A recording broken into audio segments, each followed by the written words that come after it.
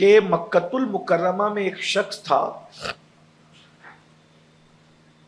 جو عجم سے ہجرت کر کے مکہ آیا تھا، اور وہ بہت نیک تھا، متقی تھا، پرہیزگار تھا، رات و دن عبادت عبادت عبادت، بس وہ عبادتوں میں مصروف رہتا تھا۔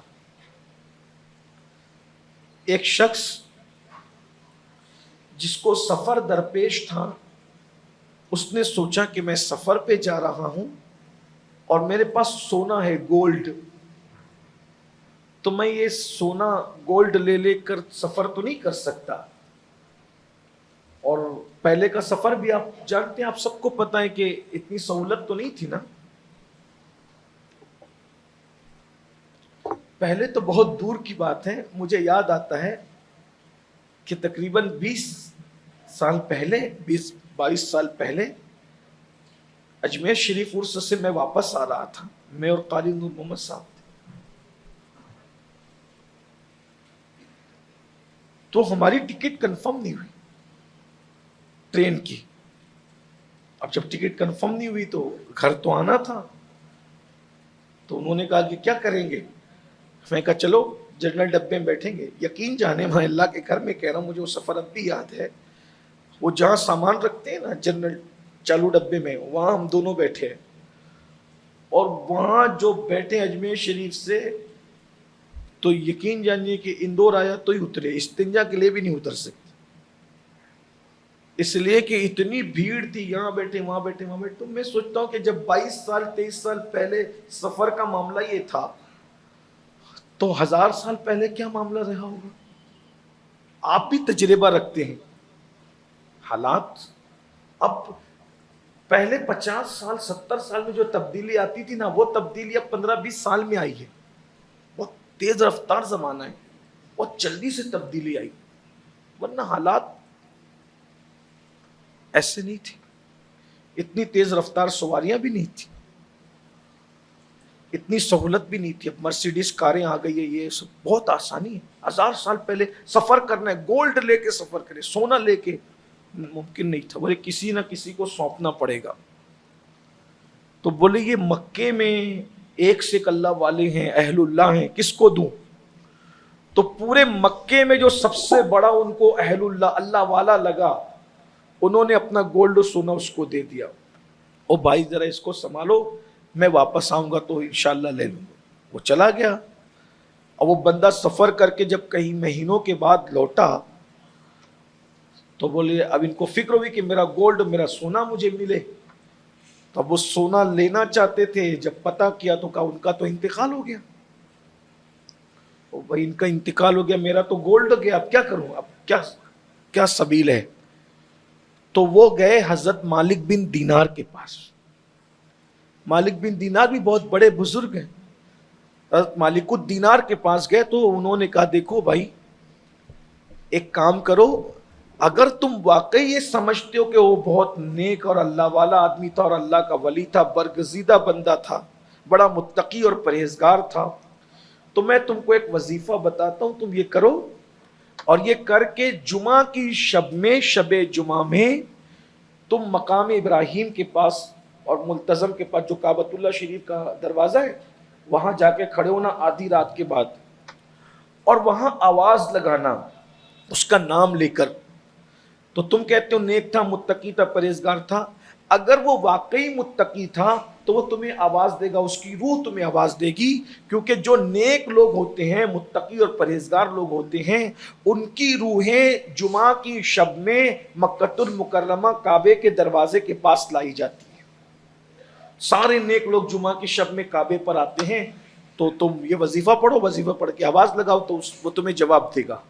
یہ گئے، وظیفہ پڑھا، آدھی رات کے بعد آواز لگائی، کوئی جواب نہیں آیا، کوئی جواب، جب جواب نہیں آیا تو یہ حضرت مالک بن دینار کے پاس آئے، تو کہا حضرت کوئی آواز نہیں آتی ہے، کوئی جواب، وَإِنَّا لِلَّهِ وَإِنَّا إِلَيْهِ رَاجِعُونَ۔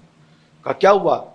کہا اس کا مطلب وہ نیک نہیں تھا، وہ جنت میں نہیں ہے، وہ جہنم میں ہے، اگر وہ جنت میں ہوتا یہاں ضرور آتا، کیونکہ ہر جنتی کی روح شب جمعہ میں یہاں لائی جاتی۔ اب کیا کریں؟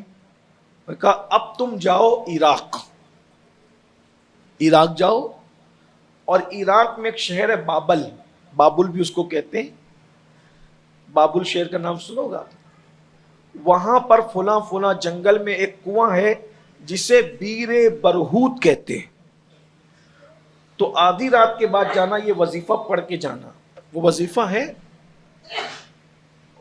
کتابوں میں لکھا ہوا بھی ہے، آپ لوگ کو اس لیے نہیں بتاتے کہ لوگ وہ پڑھنے لگتے ہیں، وہ تو ہے، یہ سب ایسے آسان تھوڑی ہے، آج کل لوگ انٹرنیٹ کے دیے ہوئے وظیفے اور عملیات کر کے عامل بن رہے ہیں، ایسی بری پٹکنی کھاؤ گے کہیں کے نہیں رہو گے، یہ یوٹیوب پر سنے ہوئے وظیفے اور اس سے عملیات کیے جاتے ہیں، یوٹیوب پہ سن کے کبھی وظیفے عملیات نہیں کرنا، ورنہ کہیں کے نہیں، میں نے کئی لوگوں کو دیکھا پاگل ہو کے گھوم رہے ہیں، یہ یوٹیوب کی دنیا سے یہ سب نہ لو، اصل میں یہ عملیات اور وظائف کے لیے کوئی واقعی صاحب اجازت اور پاورفل اللہ والا آپ کے سر پہ ہونا ضروری ہے، یوٹیوب والا تو وظیفہ بتا دے گا، اس کی روحانیت کتنی ہے کیا ہے پتہ چلا، وہ بھی خالی ڈبہ ہے، اس نے ہی پڑھ کے سنا دیا، آپ تو چل پڑے، جسے رستہ ہی یاد نہ ہو وہ آپ کو منزل پہ کیسے پہنچائے گا؟ تو اس لیے آج کل کے بچے چھوکرے نوجوان ورد وظیفے پہ زیادہ دھیان دے رہے ہیں، لیکن وہ یوٹیوب پہ سن کے نہیں، بھائی ایسے نہیں، اپنے مشائخ اپنے پیر سے اجازت لو، وہ بھی پاورفل ہو، پھر وہ بتائے تو اجازت لو گے مضبوط پیر سے، تو یہ ہوگا کہ وہ آپ کی رہنمائی کرے گا، سرپرستی کرے گا، اور اگر وہ نہ کر سکا تو اس کو جس پیر سے اجازت ملی ہے نا، اس کی روحانیت آپ پہ کام کرے گی۔ آپ سمجھتے ہیں اس بات کو؟ کچھ وظائف ایسے ہوتے ہیں جو سرپرستی کے اور اجازت کے بغیر نہیں کر سکتے آپ، اس لیے اس کا خیال رکھو، جو سنا یوٹیوب میں اس پہ اچھلنے لگے، یوٹیوب بہت کچھ نہیں ہے جس کو سب کچھ سمجھ رکھا ہے، تو بہرحال وہ عملیات میں سے ہیں، کتابوں میں لکھا ہوا ہے، بزرگوں نے بتایا ہوا ہے۔ تو مالک بن دینار نے کہا یہ وظیفہ پڑھنا اور بیر برہوت پر جانا، وہاں جہنمیوں کی روحیں وہاں آتی ہے، بلکہ رہتی ہے، آتی کیا رہتی ہے۔ اب وہ گئے وظیفہ پڑھتے ہوئے تو آواز لگائی، تو اس نے آواز دی، وہ آواز دی، تو انہوں نے پہلے ہی سوال کیا کہ بھائی وہ میرا سونا کدھر ہے، میرا گولڈ کدھر ہے، وہ بتاؤ، تو کہا بھائی میں امانت میں خیانت کرنے والا نہیں ہوں، میرے انتقال کا وقت قریب آیا تو میں نے تمہارا سونا گولڈ جو ہے وہ اپنے گھر کے زینے کے نیچے دفن کیا تاکہ کوئی اس کو لے نہ لے، اور تم اس کو نکال لو، تمہاری امانت لے لو واپس۔ وہ کہا جب آپ اتنے نیک تھے کہ رات دن وظیفے، طواف، قرآن، میں نے کبھی کسی کی غیبت نہیں سنی، برائی نہیں سنی، ہمیشہ تم اللہ والے بن کر رہے، پھر تم جہنم میں کیسے آ گئے؟ اس نے کہا تم جیسا سمجھتے ہو الحمدللہ میں واقعی اللہ والا ہوں، دھیان سے سننا اب ذرا، میری کبھی تہجد فوت نہیں ہوئی، میں نے پوری راتیں نمازوں میں اور طواف میں اور عبادتوں میں گزاری، تقوی پرہیزگاری میں گزاری، میری زندگی کا وقت تو گزرا اس پہ، میں واقعی اللہ والا آدمی ہوں،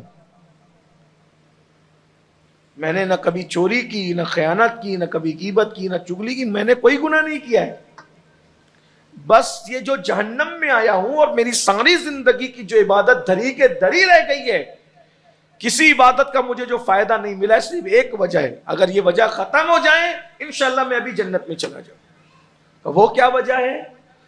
وجہ یہ ہے کہ میری اکلوتی بہن تھی، میں نفلی عبادت کے شوق میں بہن کو چھوڑ کر مکہ آ گیا اور راتوں دن عبادت میں مصروف ہو گیا، میں نے کبھی بہن کی خبر ہی نہیں لی، اب مر گیا، انتقال ہوا، اللہ کی عدالت میں پہنچا تو اللہ نے کہا تو نے بہن کی خبر نہیں لی، بہن کو کس کے حوالے چھوڑا، تو کھاتا رہا اچھے کھانے، تیری بہن کھانے کو ترستی رہی، تو اچھا لباس پہنتا رہا، تیری بہن کپڑوں کو ترستی رہی، تو اچھے مکان میں رہا، تیری بہن اچھے مکان کو ترستی رہی، تو نے بہن کا حق ادا نہیں کیا، بہن کی حق تلفی کی ہے، اس لیے تیری عبادت دھری کے دھری رہ جاتی ہے، اور بہن کا دل دکھانے اور بہن کا حق نہ ادا کرنے کی وجہ سے تجھے جہنم میں ڈالا جائے۔ تہجد رہ گئی ایک جگہ، قرآن کی تلاوت رہ گئی ایک جگہ، عبادت رہ گئی ایک جگہ، 1000 سال پرانی کتاب کا حوالہ میں نے دیا، حوالے کے ساتھ اس لیے پڑھ رہا ہوں تاکہ تم میں سے کسی کو شک نہ رہے کہ بہن کی شان کیا ہے، بہن کا حق کیا ہے۔ آج جو بہنوں کے حصے دبا کے بیٹھے ہو، لوگ بہنوں کے حصے دبا کے بیٹھے، دادا گیری کرتے ہیں، نہیں دیں گے تیرا حصہ، جا جو کرنا ہے کر لے. کیا کریں؟ کون کیا کر لے گا میرے بھائی؟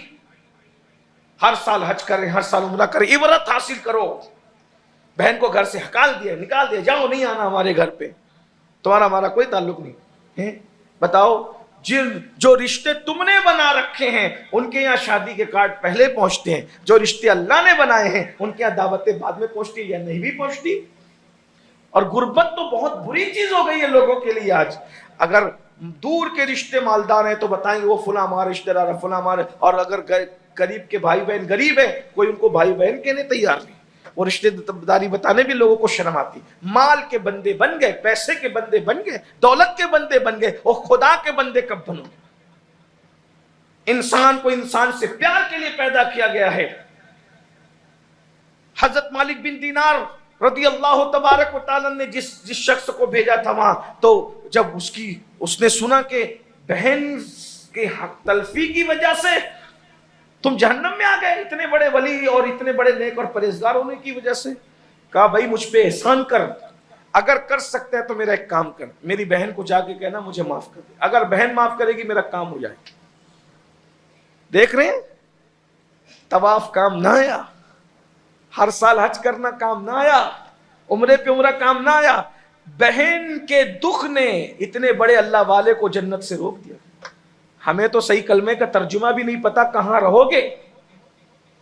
بہنوں کو ستانے والوں، بھائیوں کی تلوی کرنے والوں، نفرتوں کے بیج بونے والوں، کہاں رہو گے؟ یہ دین ہے، دین سیکھو، مذہب سیکھو. حضور علیہ السلام دلوں کو دلوں سے جوڑنے آئے تھے. نفرتوں کی باتیں کب تک کرو گے؟ خود غرض کب تک بن کے رہو گے؟ کب تک رشتوں کو کاٹتے رہو گے؟ کب تک میں کرتے رہو؟ ہم میں والے نہیں، ہم والے لوگ ہیں. میں کے ساتھ جیو گے ڈبو دیے جاؤ گے، ہم کے ساتھ جیو گے ترا دیے جاؤ گے. میں کے ساتھ جیو گے ہمیشہ ٹینشن میں رہو گے، ہم کے ساتھ جیو گے پرسکون رہو گے. میں کھاؤں گا اکیلے بیٹھ کے کھاؤ گے تو وہ کھانا تمہارے لیے بیماری بنے گا، ہم کے ساتھ سب کو لے کر کھاؤ گے وہ تمہارے لیے نور بنے گا. اسلام میں کا مذہب نہیں، اسلام ہم کا مذہب ہے. اجتماعیت میں برکت ہے. اس شخص نے کہا مجھ پہ رحم کر، میری بہن سے میری معافی تلافی کرا دے، میرا کام بن جائے. وہ آدمی ہوشیار تھا، وہ پہلے مکہ گیا. جب اس کے گھر کے زینے کا پاس کھودا تو اس کا گولڈ و سونا مل گیا، لے کے چلا. بولے اب میرا کام ہو گیا، اب اس کا کام کرتے ہیں. جو ایڈریس انہوں نے بتایا تھا وہاں چلے گئے تو ایک بوڑھی عورت تھی، پھٹے پرانے کپڑے، بڑی پریشان تھی. سلام کیا، جواب دیا کہ کیا حال ہے؟ بہت مصیبت ہے، پریشانی ہے، کپڑے پھٹے ہوئے ہیں، کھانا نہیں پینا نہیں، بارش آتی ہے تو بھیگ جاتی ہے، گھر کی چھت. سب کچھ داستان بتائی. سب سن کے وہ رو پڑا، اتنی دکھ میں تھی وہ عورت، اکیلی رہتی تھی. تو کہا وہ فلاں کو جانتی ہو؟ فلاں کو؟ وہ میرا تو بھائی تھا نا، وہ میرا بہن ماں بہن کی محبت الگ. ہزار ناراضگی کے بعد بھی کہا وہ میرا بھائی تھا نا. رو پڑی. عرصہ ہو گیا، مکہ گیا تو کبھی کوئی خبر نہیں، پتہ نہیں کس حال میں میرا بھائی، خدا جانے. کہا وہ تو انتقال کر گئے. پھر رو پڑی، وہ انتقال ہو گیا میرے بھیا کا؟ ہاں انتقال ہو. اور یہ بھی سن لیں کہ آپ ان کے بارے میں کیا کہتے ہیں. کہا بھائی کے بارے میں کیا کہوں، لیکن بس اتنا کہتی ہوں کہ گئے تو تب سے کبھی کوئی خیال ہی نہیں، نہ میرے کھانے کی فکر ہے، نہ میرے رہنے کی، کپڑے لتے کی کوئی فکر نہیں ہے. پتہ نہیں کس حال میں، وہ کس حال میں، لیکن مجھے تکلیف ہے. تو کہا ان کا انتقال ہو گیا ہے. انتقال ہو گیا. رو پڑی. کہ انتقال ہونے کے بعد وہ اس حال میں ہے کہ میں نے ان کی روح کو کہتے ہوئے سنا کہ وہ جہنم میں، اسی آپ کی وجہ سے، میری وجہ سے. ہاں بہن کا خیال نہیں کیا، بہن کی خبر گیری نہیں کی، بہن کا حق ادا نہیں کیا، اس لیے جہنم میں. تو معاف کر دو. کہ اگر ایسی بات ہے میں میرے بھائی کو دل سے معاف کرتا، ابھی معاف کرتی. لیکن سنو، جب میرے بھائی کا پیغام لے کر تم آئے، اتنی دور تک تم نے سفر کیا، تو ایک کام کرو، تمہارا حق بنتا ہے، غریب ہوں مفلس ہوں، لیکن میرے گھر کچھ دن قیام کرو. وہ کہتے ہیں میں رک گیا، لمبے سفر سے آیا تھا. جب میں سویا تو میں نے خواب میں کیا دیکھا، وہ جنت کے باغوں میں ٹہل رہے اور کہنے لگے اللہ تجھے جزائے خیر دے، ادھر بہن نے معاف کیا، ادھر میری ساری عبادتوں کی برکتیں مجھے نصیب ہو گئی، میرے اللہ نے مجھے جنت عطا کی. یہ ہے بھائیوں، بہن بھائیوں کے حق. ماں باپ کے حق تو مسجدوں